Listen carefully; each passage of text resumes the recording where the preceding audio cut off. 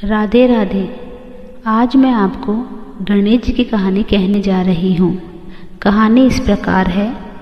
एक माँ बेटी थी।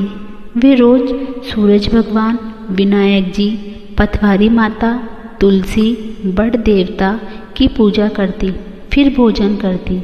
ऐसा करते बहुत साल बीत गए। एक दिन बेटी को देखने वाले आए। बुढ़िया ने कहा, मेरी बेटी के नियम बहुत हैं, जो निभाएगा उसे ही मैं अपनी बेटी दूंगी। लड़के वालों ने कहा कि तुम्हारी बेटी के क्या क्या नियम हैं। बुढ़िया ने सब बता दिए। लड़के वाले बोले, हम उसके नियम निभा लेंगे। शादी हो गई, बेटी ससुराल आ गई। 4-6 महीने नियम चलता रहा। एक दिन उसके घर में झगड़ा हो गया।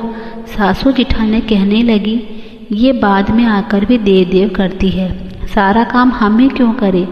दूसरे दिन सवेरे छोटी बहू उठी और स्नान ध्यान से निर्भित होकर पूजा को निकली। सासू जिठानी कहने लगी, कहाँ चली बहू, कल इतना बड़ा झगड़ा हुआ देखा नहीं क्या, घर के काम धंधे में ध्यान दो।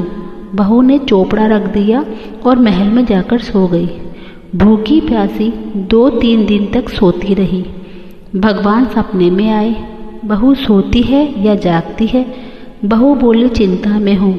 भगवान बोले, तेरी चिंता मिट जाएगी, उठती क्यों नहीं, खाना क्यों नहीं खाती।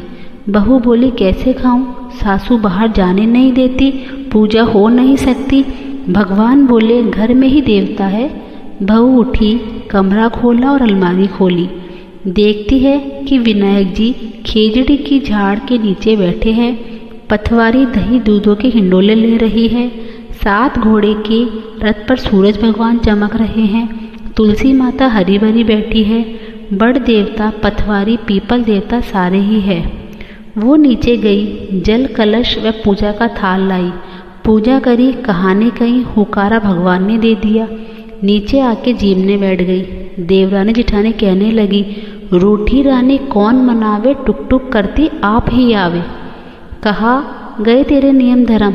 बहू बोली, सब कुछ किया है, आप सब चलो, मैं आपको भी बताती हूँ।